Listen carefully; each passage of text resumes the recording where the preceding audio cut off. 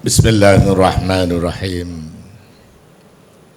Wallazi arsala rasulahu bil huda wa dinil haqq liyuzhirahu 'alad dini kullih walau karihal musyrikun. Wassalatu wassalamu ala asyrafil anbiya'i wal mursalin wa ala alihi wa sahbihi wa atba'ihi ajma'in. Subhanaka la ilma lana illa ma 'allamtana innaka antal alimul hakim. Wala haula wala quwwata illa billahil aliyil azim. Qala Allah Ta'ala fil Qur'anil Karim, a'udzu billahi minasy syaithanir rajim. Iza jaa nasrullahi wal fath wa ra'aitan nasa yadkhuluna fi dinillahi afwaja fasabbih bihamdi rabbika wastaghfir innahu kana tawwaba. Apabila datang pertolongan Allah dan kemenangan dan kamu melihat manusia secara beramai-ramai berduyun-duyun memasuki agama Allah beramai-ramai, maka bertasbihlah, memuji akan Allah serta bertaubatlah, karena Allah menyukai orang-orang yang bertaubat. Saudara Ustaz Azri selaku pengacara majlis, sahabat saya yang amat berhormat Menteri Besar Kedah Darul Aman Datuk Seri Sanusi Muhammad Nur, yang juga selaku Ketua Pengarah Pilihan Raya PAS Pusan, yang dikasihi Ayanda Tuan Guru Senator Datuk Haji Hussein Awang, Pesuruhjaya PAS Negeri Terengganu, sahabat saya yang berhormat Tok Lee, Pengurusi Bersatu Negeri Terengganu, yang juga Ahli Exco Kerajaan Negeri, sahabat saya yang berhormat Ustaz Cik Alias yang Dipertua PAS Kawasan Kemaman, serta yang berhormat Tuan Haji Hanafiah timbalannya, yang berhormat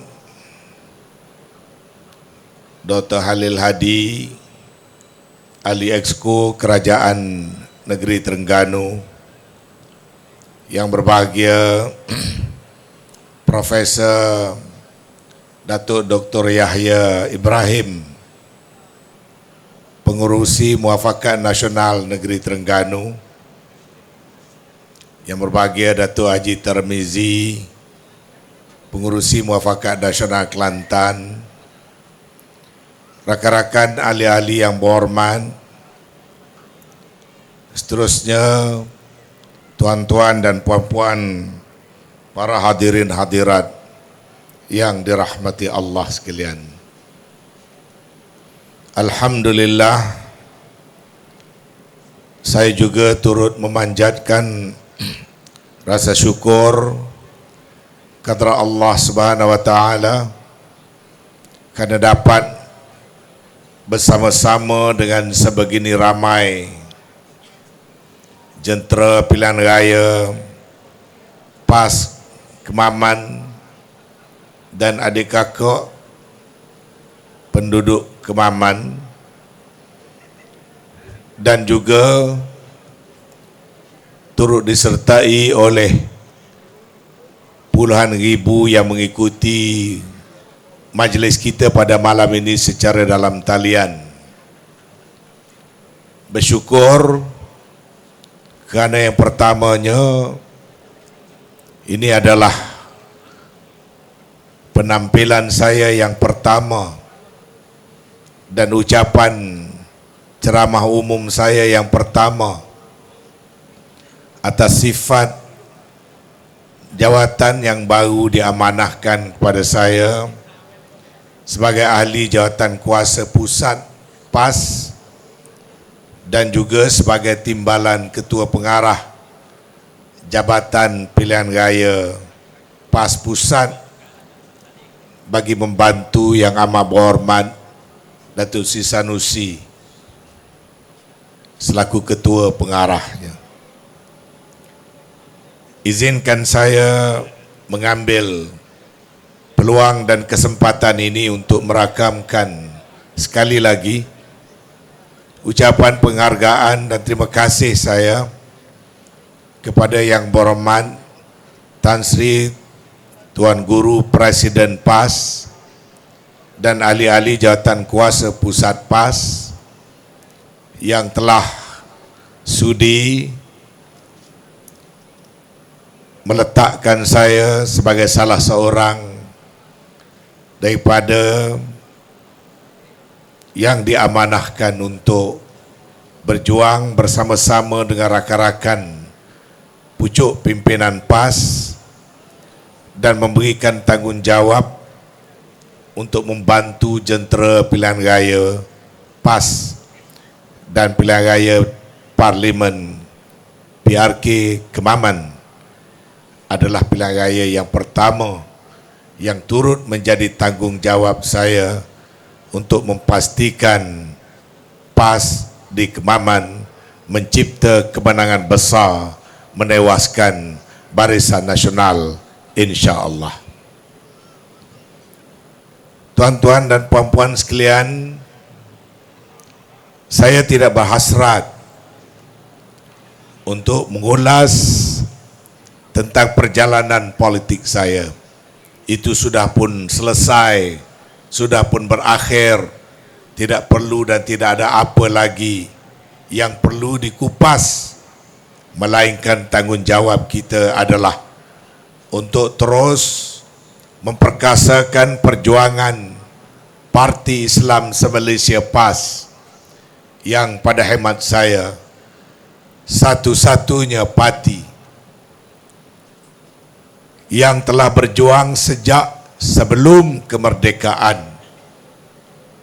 dengan hasrat dan tujuan untuk memastikan kita membina sebuah negara bangsa merdeka dan berdaulat dengan meletakkan Islam serta kedudukan orang-orang Melayu dalam negara kita ini pada tempat yang sewajarnya.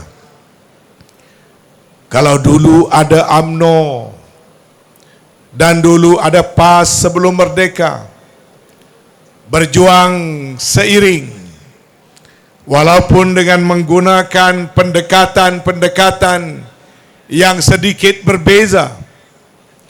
Namun pada hari ini dapatlah kita katakan sudah tidak ada dua parti yang meneruskan aspirasi menjulang kedudukan agama dan orang Melayu setelah UMNO rosak secara total di bawah pimpinan yang terkini dan tidak lagi meletakkan UMNO sebagai wadah perjuangan yang boleh dijulang dan dijunjung oleh orang-orang Melayu. Malah jelas dalam pilihan raya yang lalu, terutama sekali dalam pilihan raya negeri, orang Melayu dan rakyat Malaysia telah menyatakan dengan jelas bahawasanya UMNO dan Barisan Nasional sudah tidak relevan lagi bagi mewakili suara orang Melayu dan umat Islam dalam negara kita.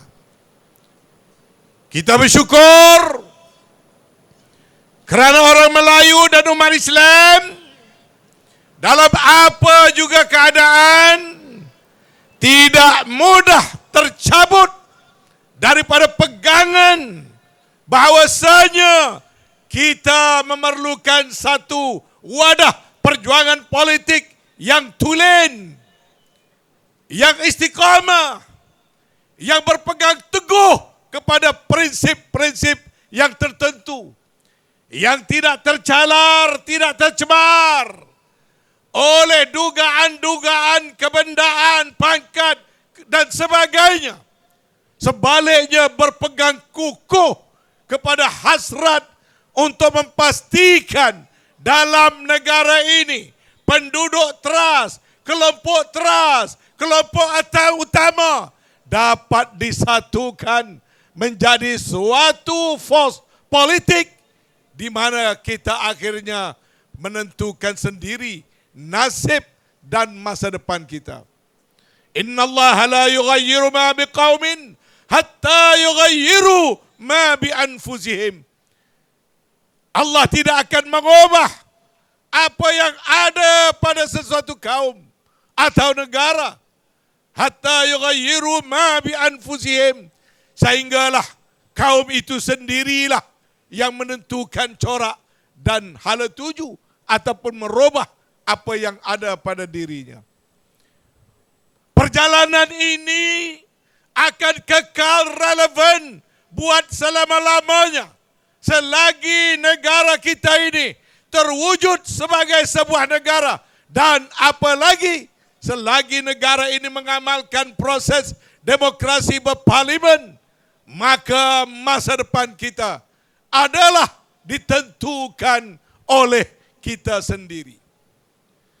Hari ini kita melihat dalam pergolakan politik dunia bagaimana kaum yang pernah berkuasa, bangsa yang pernah memerintah, kelompok yang pernah kuat, yang pernah dijulang, yang pernah memegang tampuk pemerintahan, akhirnya menjadi makanan dan ratahan orang-orang lain yang kemudiannya lebih mampu untuk membina dan menampilkan kekuatan mereka.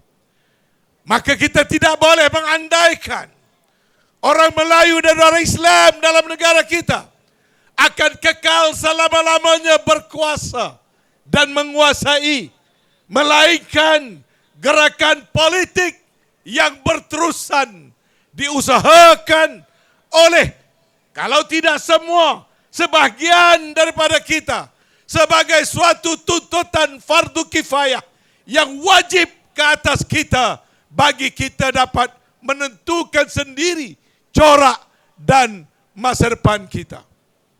Dalam soal inilah UMNO telah pun sampai kepada tempoh expiry ataupun tempoh tamat hayatnya kerana pegangan pemimpin-pemimpin UMNO.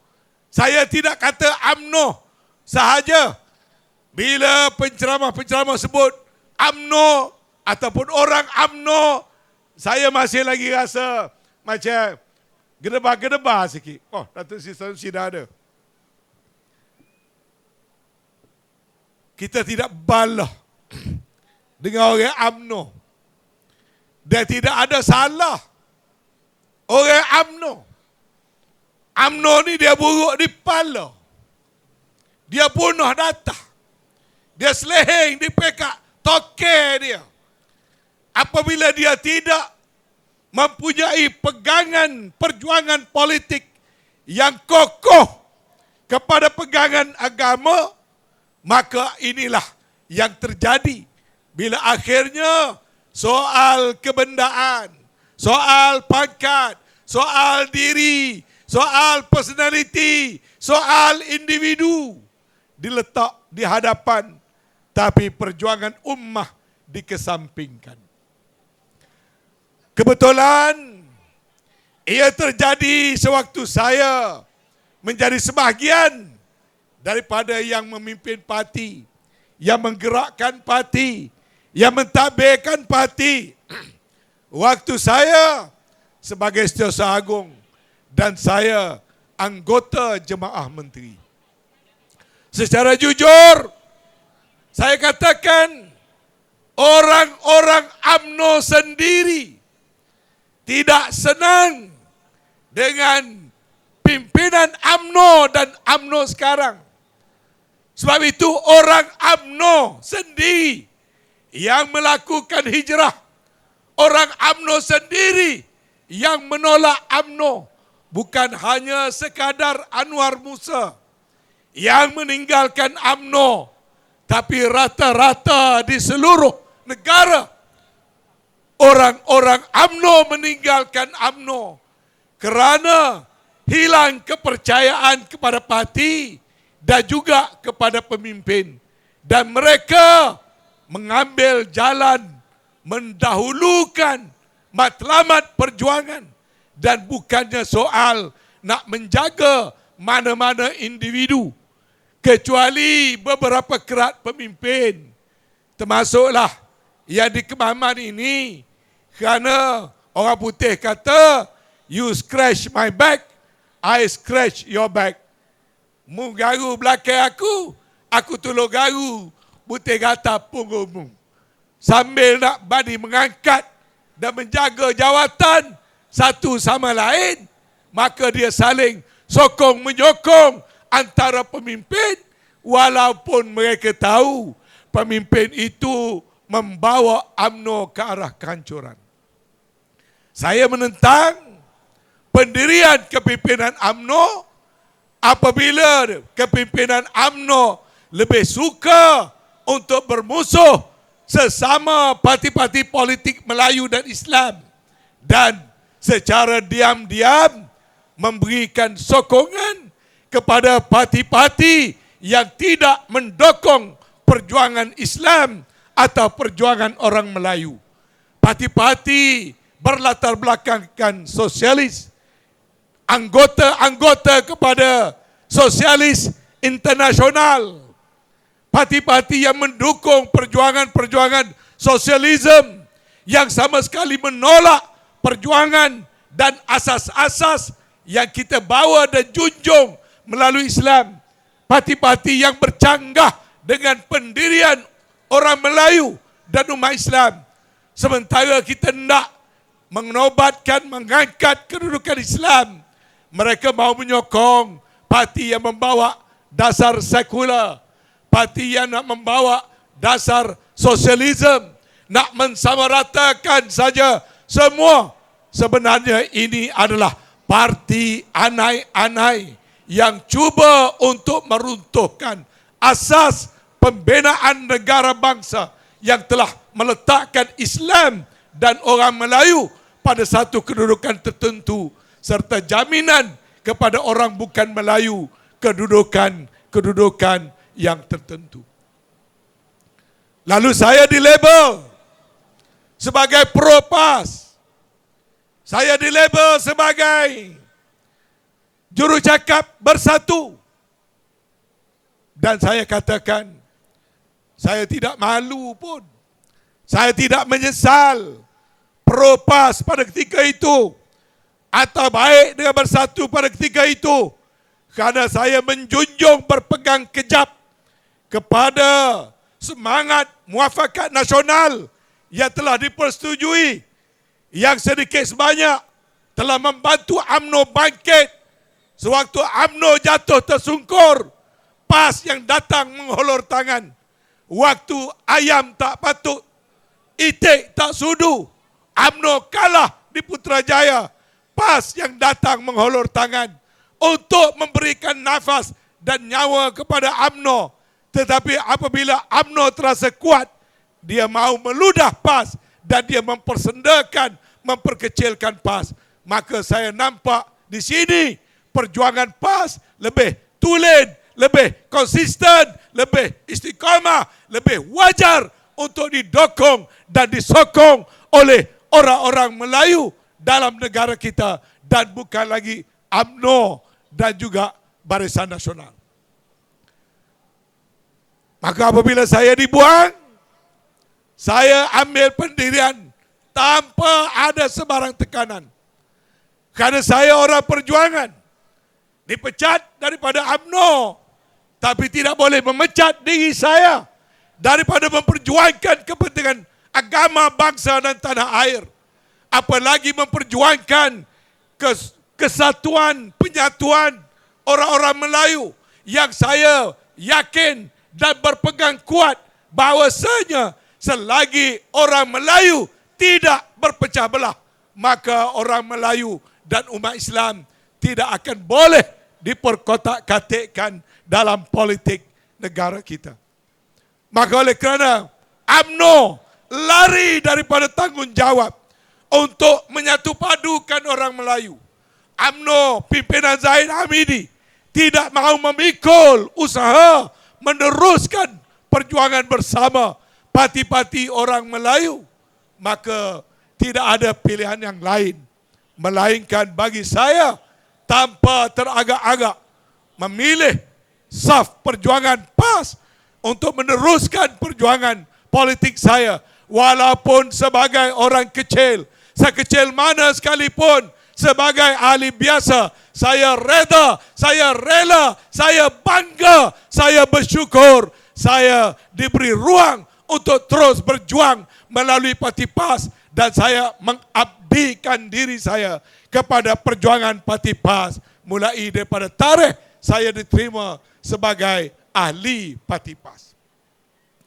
Sebab itu, tuan-tuan dan puan-puan, dalam cabaran negara di bawah pimpinan sekarang, yang kebetulannya pemimpinnya nama serupa dengan saya, tapi keupayaan tak sama, perangai tak sama, PL tak sama. Yang pastinya lagi tak sampai 30 hari, cukup setahun mandat, sebenarnya bukan mandat, kerajaan ini terbentuk dan nak cukup setahun. Kerajaan ini tidak ada mandat daripada rakyat, terutama sekali pada orang Melayu dan orang Islam. Dalam pilihan raya yang lepas, mandat orang Melayu dan orang Islam adalah untuk menolak parti-parti liberal dan parti-parti sosialis, terutama sekali DAP. Mereka hanya mendapat 38% undi popular. Mereka bukan diberi mandat untuk mentadbir dan memerintah negara. Tetapi kerana politik manipulasi yang telah dilakukan, maka hari ini menjadi kerajaan. Tak apalah, prosesnya dah begitu. Walaupun sebenarnya waktu itu Perikatan Nasional sudah first past the post, berdasarkan kepada dasar politik negara kita, konsep first past the post. Selepas pilihan raya, PN yang terlebih dahulu melepasi garis 112 wakil rakyat.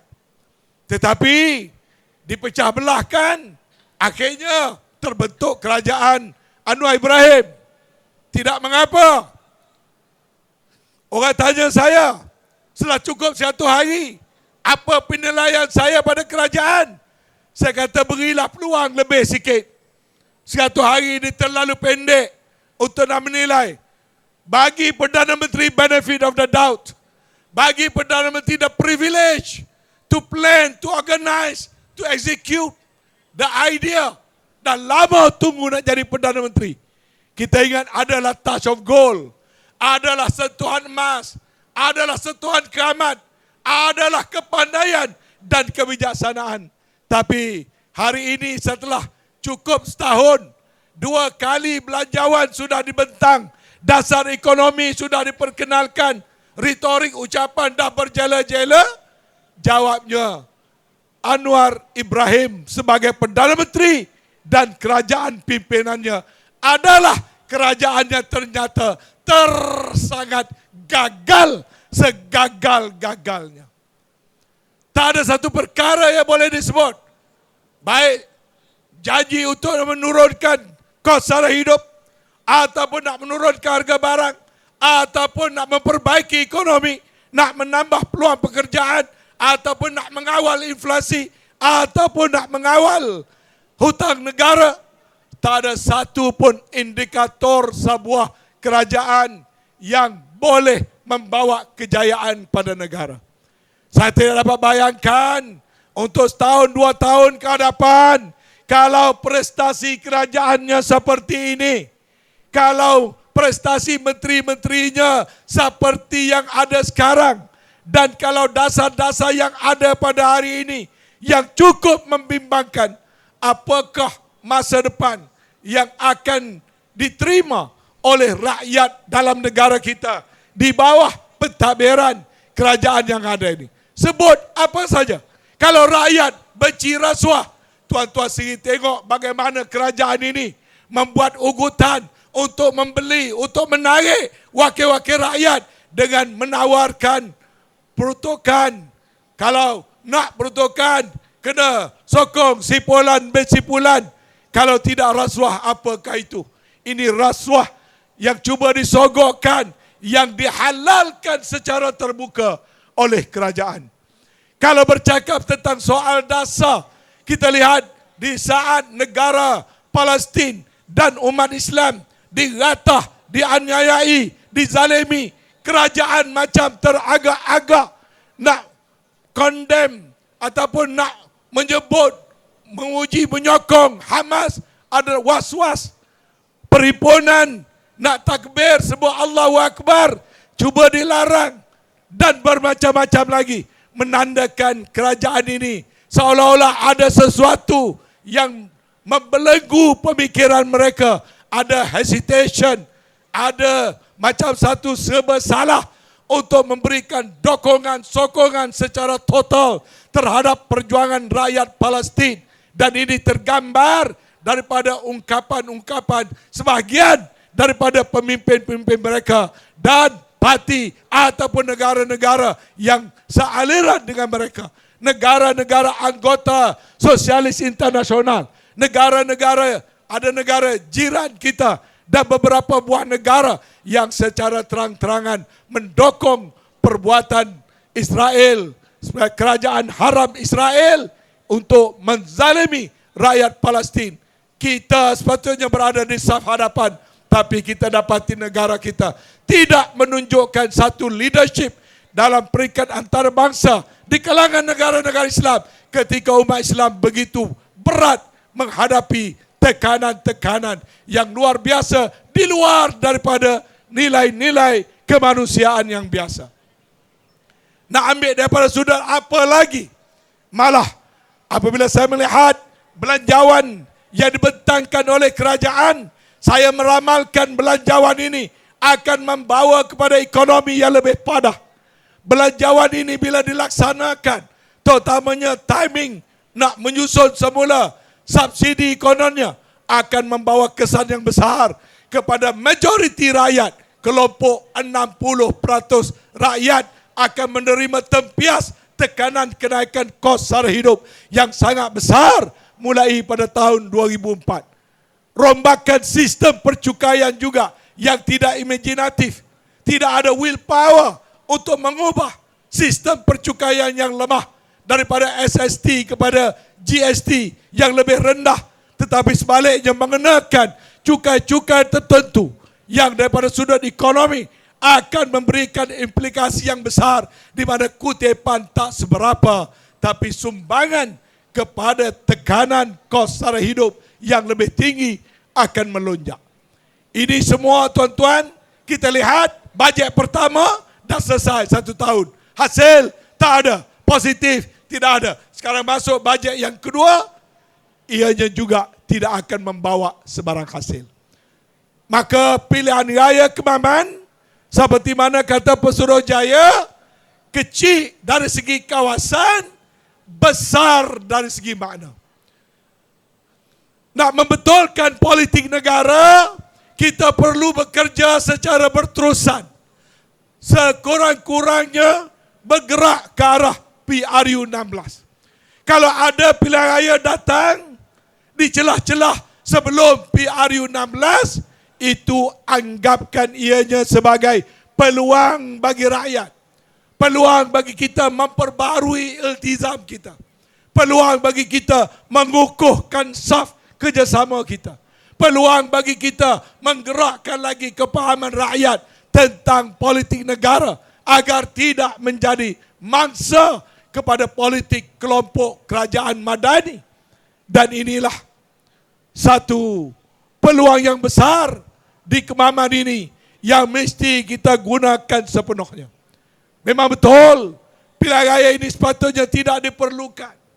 Kalau dah majoriti berpuluh ribu, kenapa nak cari salah yang samar-samar dan menggunakan peluang itu untuk membuat pilihan raya pada detik dan ketika sudah ada dua pilihan raya.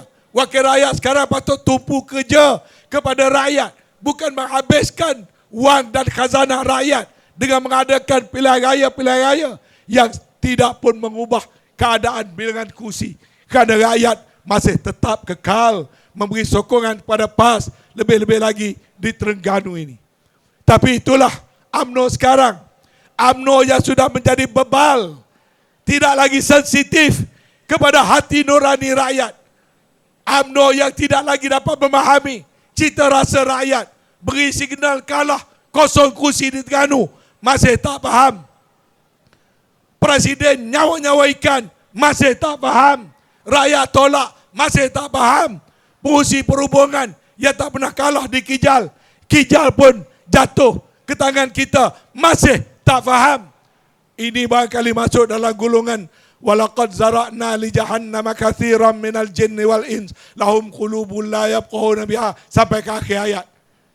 Yang Tuhan kata tidak aku sediakan neraka jahanam itu melainkan bagi kumpulan manusia-manusia yang jenis ada hati kerah kekong, ada mata boleh tak nampak, ada telinga supaya tak dengar, babe daging lebih pada daging pokok, buat tindakan mengikut perasaan dan hati. Kalau ikut ayat ni, neraka ni adalah untuk orang lagu tu. Kalau kita sebut kita, dia kata kita jom bagi neraka dan syurga. Tidak begitu. Maksudnya UMNO itu pemimpinnya tidak langsung nak berpegang kepada jalur-jalur perjuangan yang telah ditetapkan oleh agama. Maka selaku timbalan Ketua Pengarah Pilihan Raya, saya nak turut ucapkan terima kasih kepada semua jentera di 48 UDM. Dan tadi kami berdua telah diberikan taklimat. Kita merasa syukur, rasa bangga atas kesiapsiagaan jentera daripada Akar Rumbi di Kemaman. Dan kita juga bersyukur adun-adun seluruh Terengganu telah pun turun di semua PDM membantu. Dan rakan-rakan kita seluruh negara daripada negeri-negeri lain juga telah turun membantu.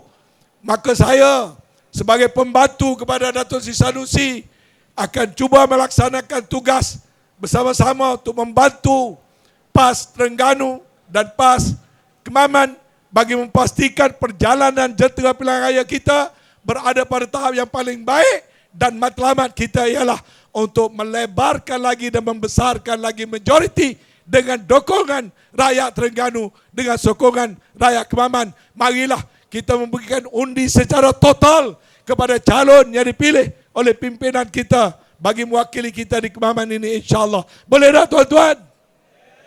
InsyaAllah. Jadi dengan kata-kata itu sekali lagi, terima kasih banyak-banyak. Selamat bertugas kepada semua jentera. Dan insyaAllah kita akan meneruskan program-program seperti mana yang telah dirancang di bawah kendalian Yang Amat Berhormat Datuk Seri Sanusi, Panglima kita. Dan insyaAllah formula kemenangan sudah pun berada di tangan kita, insyaAllah. Wabillahi taufiq wal hidayah. Wassalamualaikum warahmatullahi taala wabarakatuh. Takbir! Takbir! Takbir!